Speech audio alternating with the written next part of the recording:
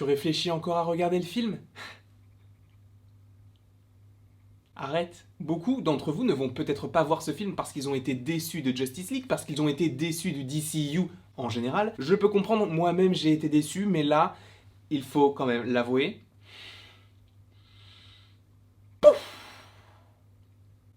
J'ai pas d'autres mots parce que c'est ce qu'ils nous ont proposé en 4 heures. C'est magistral. Alors, je précise que c'est ma critique, donc ce n'est que mon avis. C'est le film Justice League que l'on méritait d'avoir dès le début. Oui, c'était pas forcément un film de 4 heures qui était prévu, mais pourquoi ne pas l'avoir coupé en 2 parties à l'époque? Pourquoi ne pas avoir suivi le plan de Zack Snyder? Joss Whedon, je ne veux plus qu'il soit sur ce genre de projet parce qu'il gâche tout. Parlons du plus gros point de la Snyder's Cut.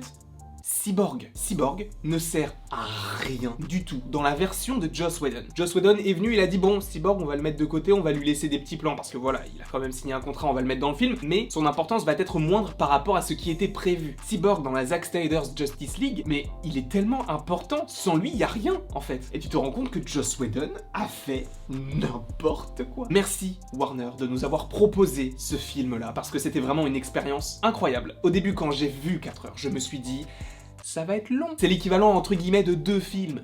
Donc je me suis dit, bon, le film va sûrement être mieux par rapport à ce qu'il a été auparavant. Et en fait, oui, bah de toute façon, c'était obligé. Et c'est bien mieux que mieux, en fait. C'est quasiment parfait. C'est exactement ce que je veux dans un film d'ici. Du sang, du sombre, peu de blagues, mais quand même un petit peu, parce qu'il faut que cela reste dans l'entertainment. Des choix de placement de caméra très très bons. La musique. Mais ça, il va falloir en parler aussi à un moment donné. C'est un truc de fou, en fait. C'est un truc de fou. Personnellement, si je suis le patron de Warner, je rappelle Zack Snyder et je lui donne les clés. Et tu fais ce que tu veux, tu fais ton Snyder's Universe, tu fais ce que tu veux, mais tu le fais, s'il te plaît.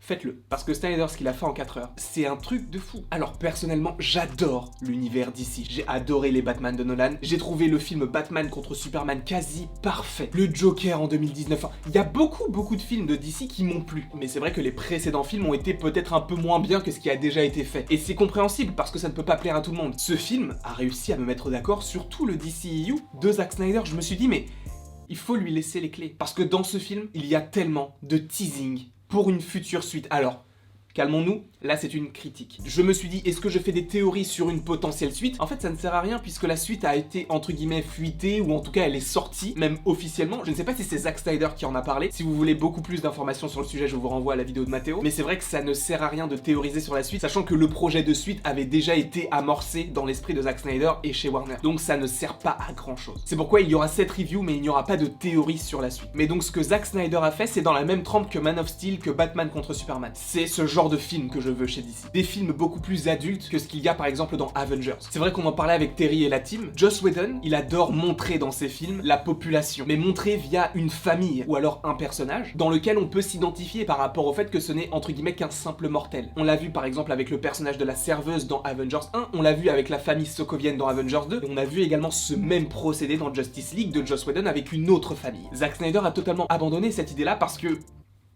c'était pas génial en fait. Et même, qu'est-ce que tu veux raconter par rapport à ça? Et Zack Snyder, il a posé les bases, il s'est dit, ça on enlève, ça on enlève, ça on enlève, ça je remets, ça j'enlève. Il a fait le film qu'il voulait faire et c'était juste incroyable. Donc j'ai parlé au tout début de la vidéo de Cyborg. Cyborg, il est génial. Et ce n'est pas le seul personnage que j'ai adoré dans ce film. Avec ce Cyborg là, tu as son background entre guillemets, dans le sens où tu as entre guillemets son origin story. Tu as le fait qu'il joue au football, le fait qu'il y ait eu son accident de voiture, le fait que sa mère soit morte, le fait que son père veuille se racheter par rapport au fait qu'il n'ait jamais été présent pour son fils. Et au final, tu as vraiment cette relation père-fils qui est vraiment en dents de scie, mais beaucoup plus dans le négatif. Et je trouve que par rapport à ce que Zack Snyder a fait dans ce film là, c'est beaucoup plus cohérent l'histoire de Cyborg, parce que dans le premier film tu avais Cyborg qui sortait de je ne sais où. Maintenant on a vraiment une origin story, on sait d'où vient le personnage, on sait ce qu'il s'est passé et on sait ce qu'il va se passer. Son évolution est beaucoup plus exploitée et ça fait plaisir. Et le fait que Joss Whedon l'ait supprimé de son film, je trouve ça hyper étrange, parce qu'il a vraiment une importance capitale dans ce film là. Il est ultra lié au Mother Box, on comprend pourquoi il attaque Superman, parce qu'il y avait des phrases qu'il n'y avait pas dans la version de Joss Whedon, qu'il y a dans la version de Zack Snyder, qui ont été supprimées, mais tu ne sais pas pourquoi. Et justement Personnellement, on te dit les Motherbox se sont réveillés entre guillemets à la mort de Superman parce qu'elles ont peur de ce qu'est Superman. Donc tu comprends pourquoi Cyborg il attaque Superman, tu le comprends en fait, tu sais pourquoi. Alors que dans l'autre version, il attaque, mais on ne sait pas pourquoi. Ne vous inquiétez pas, on va crescendo là, on commence à parler de Cyborg, après on parlera de Flash, après on parlera de Steppenwolf parce que Steppenwolf, mon gars, mais il est incroyable. Mais j'en parlerai après. Donc par rapport à Cyborg, j'ai vraiment beaucoup aimé son personnage et j'aimerais le voir par la suite dans d'autres films du DCU. Même si Ray Fisher est en conflit avec Joss Whedon et la Warner, ça m'étonnerait que l'on revoie Ray Fisher dans la peau de Cyborg, mais en tout cas d'un point de vue de l'histoire, je ne vais pas forcément rentrer dans l'affaire qu'il y a entre Ray Fisher, Joss Whedon et la Warner, mais en tout cas d'un point de vue du personnage, j'ai envie d'en avoir plus. Passons à Flash. Flash, il est... mais... tellement mieux exploité également. Tellement mieux, tu comprends, il y a des références. Mais des références incroyables. À un moment donné, tu as Flash qui dit « Je parle la langue des signes ». Très bien. Et je parle la langue des signes des gorilles. Des quoi? Des gorilles. D'accord. Très bien. Des gorilles. Tu ne vois pas un petit lien avec Gorilla Grodd? Non? Tant pis. Ce genre de petites phrases qui ont été supprimées. Pourquoi elles ont été supprimées? En un film, ils peuvent te teaser tellement de choses. Surtout que c'est le premier film, et que ça devait être entre guillemets une trilogie. Donc par rapport à ça, c'est génial. Ensuite, il y a le rapport avec la fille. Alors comment elle s'appelle déjà? Je ne sais plus. Attendez, je vais me ressouvenir. Il me semble qu'elle s'appelle Iris. Je me trompe peut-être, mais je crois que c'est Iris. Tu as ce personnage qui n'a pas une grande importance dans ce film-là, mais ça te tease encore une fois la suite de l'histoire de Flash, parce qu'il y a juste un petit eye contact, il y a une petite scène extrêmement stylée, mais ça s'arrête là. Et c'est très intéressant parce que tu te dis, bon bah Flash il va avoir une importance par rapport à cette fille. Et ça, personnellement, j'ai trouvé ça génial. Mais le meilleur avec Flash, c'est pas ces petites scènes-là. C'est que Justice League tease Flashpoint. D'accord? Le film est censé sortir l'année prochaine. Flashpoint.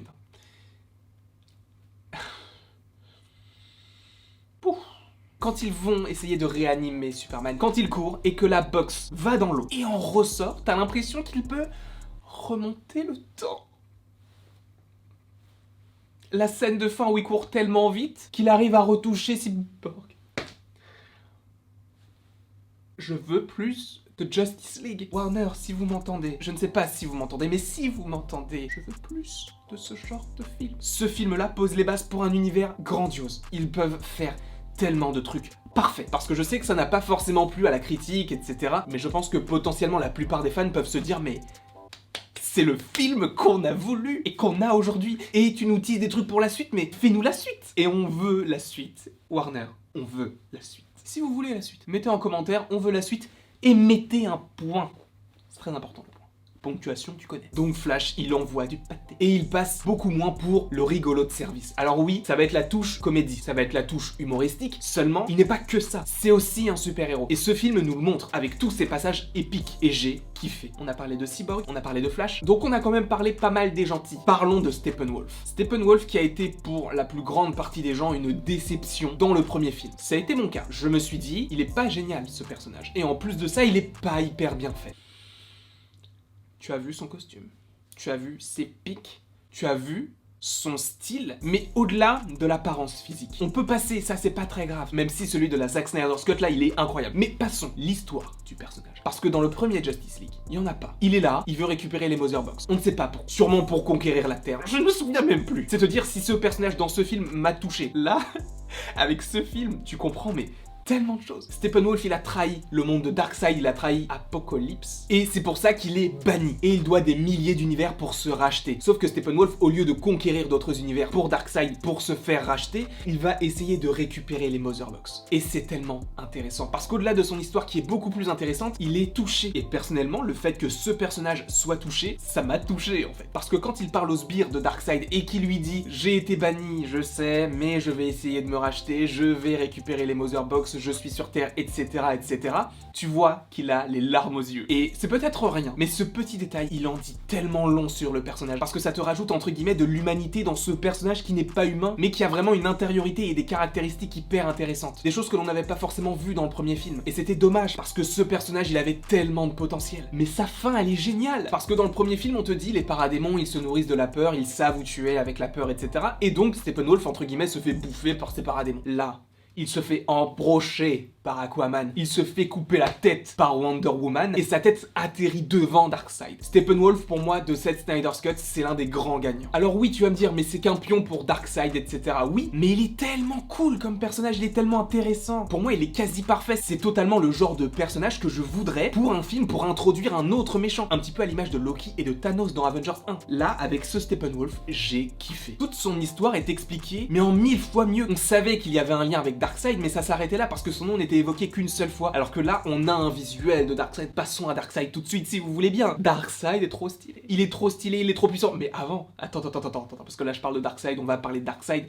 Mais l'un de mes passages préférés du film, c'est la bataille du début. Mais la bataille dans le passé, là, avec le Green Lantern, avec les Atlantes, avec les Amazones, avec les Terriens, avec Zeus, oh là là, c'était fou. Et cette scène-là, mais elle envoie du lourd, mais...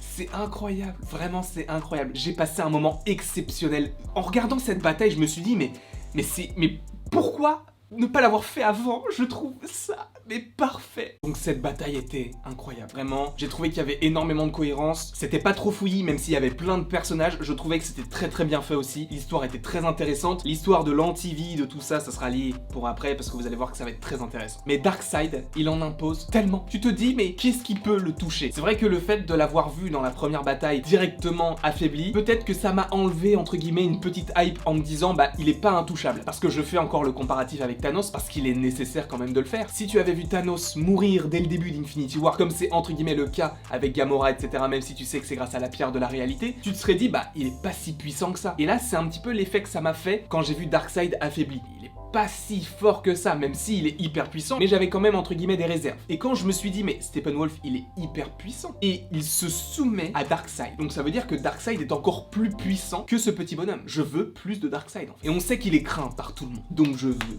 plus de Darkseid. Et justement, on parlait de Darkseid, mais Darkseid n'était pas dans la première version. Tout comme un autre personnage qui s'appelle Martian Manhunter. Alors là... mais alors là, ça, c'était la cerise sur le gâteau. J'attends, parce que s'il y a une suite et qu'on le revoit, j'attends de le voir. Sachant qu'il était présent sous la forme du colonel, ça veut dire que Martian Manhunter, il était là, mais depuis le début. Depuis 2013, ils y ont pensé. On est en 2021. En fait, j'avais ouï dire que Zack Snyder avait l'idée potentielle de le mettre à un moment donné. Ça m'était sorti de l'esprit quand je l'ai vu, et quand j'ai vu que c'était lui, je me suis dit, mais non, c'est pas lui. Et si, c'était lui. En plus, avec l'une des dernières scènes du film, où tu comprends que Martian Manhunter vient vers Batman pour lui dire « Si vous avez besoin, je suis là, pas de soucis, oh. Mais alors là, viens quand tu veux. Je l'attends de pied ferme. » Ensuite, pour totalement changer par rapport à ce que l'on a déjà dit, la musique. Mais la musique, elle est incroyable du début à la fin. Je ne suis pas fan de tous les styles de musique qui ont été utilisés. Par exemple, à un moment donné, tu as de la guitare électrique. Je ne suis pas forcément fan de ce genre de musique. Et pourtant, tout fonctionne parfaitement bien. Et la première musique où j'ai été vraiment surpris et choqué de voir à quel point c'était génial, c'était la scène, vous savez, où Aquaman va dans l'eau après avoir rencontré Bruce Wayne pour la première fois. La musique qui est faite donc par les habitants de la ville, donc a cappella, elle me donne des frissons, mais de ouf. J'ai été extrêmement touché par cette musique-là et j'espère qu'elle sera sur Spotify pour l'écouter H24. Parce que déjà, la mise en place est incroyable. Il fait pas beau, tu as la mer. Tout est gris, tout est vert, tout est marron, tout est bleu. Donc ce sont vraiment des couleurs très froides. Et quand tu as une voix aiguë qui te chante ce genre de choses, mais moi, ça me transporte totalement. J'ai adoré. Vraiment, j'ai adoré. Et encore une fois, tout fonctionne bien dans le sens où des fois tu as des musiques où il y a beaucoup plus de tempo et tu sais que c'est une scène de bagarre, mais tout est toujours épique. Et ça m'a d'autant plus surpris, mais très agréablement, c'est lors du générique de fin. La chanson Alléluia, qui était déjà dans le premier teaser trailer de la Zack Snyder's Justice League, elle est remaniée en piano, voix, violon, et j'attendais une potentielle dernière scène post-générique. J'ai écouté toute la musique. Et en fait, à un moment donné, il n'y a plus de musique. Il y a juste la voix de la chanteuse. C'était puissant et en fait, c'est à l'image de ce qu'est le film. Et c'est exactement ce que je voulais pour un film d'ici. Et encore plus pour Justice League, le premier du nom. Après, pour changer encore de sujet, je voulais regrouper Aquaman et Wonder Woman. Parce que oui, ces personnages ont été très importants, mais c'est vrai que l'histoire ne s'est pas focalisée forcément sur eux. Disons que c'était les plus 1. Et t'as pas l'impression qu'il y ait énormément de choses qui aient été rajoutées, notamment par rapport à Aquaman. Même si tu as des choses qui ont été rajoutées par rapport à la version originale, ils n'étaient pas forcément les personnages avec la plus grande importance par rapport à la première version. Donc c'était très cool de revoir par exemple Vulko ou encore Mera. Et c'est vrai que par rapport à tout ce film, ce n'était pas forcément les éléments les plus importants. Et juste avant de parler de Superman, avant de parler de la suite, avant de parler de la vision de Batman, parce que là il y a beaucoup de choses à dire, mais avant tout, Batman justement. Batman, encore une fois, il n'y a pas eu énormément de grandes scènes qui ont été rajoutées. Même s'il y en a eu, il n'y a pas eu énormément de choses. Et j'ai beaucoup apprécié ce Batman, parce qu'il est beaucoup plus sombre, il fait beaucoup moins de vannes comme il y avait dans le premier. Et ce qui est marrant, c'est que la vanne du c'est quoi votre super pouvoir, je suis riche, ça passe beaucoup mieux dans la deuxième version. C'est pas des vannes sur des vannes sur des vannes, c'est juste à un moment donné où ça rend en fait la vanne un petit peu plus drôle, mais le fait est qu'il fasse entre guillemets cette blague là, ça fonctionne totalement. Alors qu'avant, t'avais ce Batman un petit peu plus détente, on va dire entre guillemets, même si bon, c'est vrai que c'est pas forcément plus détente. Maintenant, parlons de Superman. Et Superman, encore une fois, il n'a pas une très grande importance, même si bon, on avait déjà vu ses principales scènes, mais ce qui m'a surpris, c'est quand il détruit Steppenwolf. Parce qu'à ce moment-là, tu te dis, mais il va le tuer en fait, c'est même pas qu'il va le tuer, c'est qu'il va l'écrabouiller, il va le déchirer. Il lui donne tellement de coups que tu te dis à quel moment est-ce qu'il va s'arrêter. Et en plus, le fait qu'il coupe une corne de Steppenwolf, tu te dis, mais il essaie même plus de l'arrêter. En fait, il le torture. Et cela va possiblement en lien avec la vision de Batman. C'est peut-être assez étrange, mais vous allez voir, je vais m'expliquer parce que là, c'est pas cohérent, mais vous allez voir. Dans la vision de Batman, tu le vois méchant. Et tu le vois même méchant dans Batman contre Superman. Tu ne sais pas pourquoi il est méchant, mais il est méchant. Et tu comprends par la suite avec les différentes visions qu'il y a, il me semble que c'est même Cyborg qui a une vision à un moment donné, mais à un moment donné tu as un personnage qui a une vision de Superman qui tient un squelette et il pleure. Tu comprends très vite que c'est Lois. Et derrière lui, tu as Darkseid. Et Darkseid ne le tue pas, alors qu'il venait tuer Aquaman, tu venais de voir Wonder Woman morte, et tu as Darkseid qui s'approche de Superman. C'est pas juste un rêve qu'a eu Batman. C'est le futur, vraiment. Et justement, on parlait de l'anti-vie tout à l'heure. L'anti-vie, c'est ce qui va permettre à Darkseid de contrôler Superman. On en vient au fait que Superman soit méchant, parce que Superman est beaucoup plus vulnérable quand Lois est morte. D'où le fait que Darkseid s'approche de lui. Après, on peut se demander, est-ce que c'est Superman qui a tué Lois? Mais donc tu as Darkseid qui s'approche de Superman, tu comprends que c'est à ce moment-là qu'il va commencer à le contrôler. D'où le fait que dans la vision du futur de Batman, tu es Superman sur une planète avec un énorme signe Oméga, donc lié à Apocalypse. D'où le fait ensuite que tu es Superman qui arrive, donc tu comprends que Superman est contrôlé par Darkseid grâce à l'équation d'anti-vie et qui serait sur Terre ou plutôt sous la Terre. Et ça va être compliqué pour nos petits amis parce que oui, dans la scène entre guillemets post-générique, enfin épilogue, tu as la scène du futur de Batman. Quand j'ai vu le film, je me suis dit mais le film est bientôt fini, la fin, ça sent la fin. Où est la scène du Joker? Je ne l'ai pas. Et à la fin tu l'as. Et bordel. Bordel. Pourquoi? Parce que tu as Mera, tu as Deathstroke, tu as Batman, Cyborg, Flash, et tu as le Joker, je crois que je n'oublie personne. Et il parle notamment d'un fils qu'aurait envoyé Batman. Enfin, tu te poses beaucoup de questions. Et est-ce qu'il ne parlerait pas d'un Robin? Je vous laisse méditer là-dessus. Et ça, c'est juste génial. Les méchants qui s'allient aux gentils. Deathstroke, on peut se dire, mais il est gentil, il est méchant, parce que dans la scène juste avant, on avait encore une fois, entre guillemets, la scène post-générique de Justice League, avec le fait que Lex Luthor s'évade et qu'il fasse appel à différents méchants, et notamment Deathstroke. Et là, Deathstroke est en compagnie de Batman, alors que c'est son ennemi. Donc tu comprends qu'ils vont s'allier face à un ennemi commun, les paradémons, Darkseid et Superman. Et tu vois, justement, Flash avec sa tenue du futur, tenue qu'on avait déjà vue en 2016 dans Batman contre Superman, lorsque Flash réveille Batman. Parce que justement, en fait, à ce moment-là, il lui dit quelque chose de très important. Lois Lane est la clé. Après, il dit, est-ce que j'arrive trop tôt? Tu comprends que, par rapport à ce qu'il se passe dans le film, qu'il arrive à revenir dans le temps et qu'il arrive à aller dans le futur. En plus de ça, c'est des choses que tu as déjà vues dans Justice League. Pourquoi? Parce que justement, quand ils vont réanimer Superman, tu as le cube qui va dans l'eau puis qui remonte. Tu comprends qu'il a remonté le temps sans le vouloir, mais il allait tellement vite qu'il l'a fait. Donc tu sais que ça va arriver. En plus, en 2022, il y a Flashpoint, donc évidemment que ça va arriver. Mais le fait est que Lois Lane est la clé. Et ça, c'était le projet depuis le début. Depuis Batman contre Superman, même possiblement depuis Man of Steel. Chose qu'a totalement abandonné Joss Whedon, parce que pour lui, le fait que Lois Lane soit la clé, c'est le fait de ramener Lois Lane en face de Superman avant qu'il ne tue Batman, parce qu'il faut sauver la Terre. Ça va beaucoup plus loin que ça. Parce qu'à ce moment-là, Lois Lane devient la clé pour ne pas que Superman soit sous le contrôle de Darkseid et pour qu'il puisse l'affronter. Et ça, c'est très intéressant. Parce que ça n'a pas été exploité dans Justice League. Et justement, avec le film Justice League, tu pouvais t'arrêter sur le fait que Lois Lane, c'était la clé juste parce que le fait qu'on ait ressuscité Superman, maintenant tu as Lois Lane qui arrive à le raisonner, entre guillemets. Sauf que ça va beaucoup plus loin que ça, puisque là, tu comprends qu'il a possiblement tué Lois Lane et qu'il va être contrôlé par Darkseid. Et la suite a déjà été dévoilée sur sur internet, mais on la veut en film en fait. Au-delà de la voir en idée, juste, on veut la suite. Il est vrai que ça va être compliqué parce que tu ne sais pas si Ben Affleck va vraiment reprendre le costume du Batman, même s'il est au casting de Flashpoint. Tu peux te poser pas mal de questions, sachant qu'en plus Flashpoint arrive l'année prochaine. Même si la Zack Snyder's Cut fonctionne, est-ce que cela ne va pas être incohérent par rapport au fait que Flashpoint puisse sortir avant Justice League 2 s'il y en a un? Tu peux te poser pas mal de questions, mais Justice League de Zack Snyder, je lui mets sans rire un 9 sur 10 ou soit un 18 sur 20 ou alors un 180 sur 200 ou alors un 1,8 sur 2. C'est une bonne note. Je pense, selon moi, ce film est le meilleur film d'ici. Alors, ce n'est pas comparable parce que ce film fait 4 heures et que tu n'as pas d'équivalent par rapport à ça. Ce film est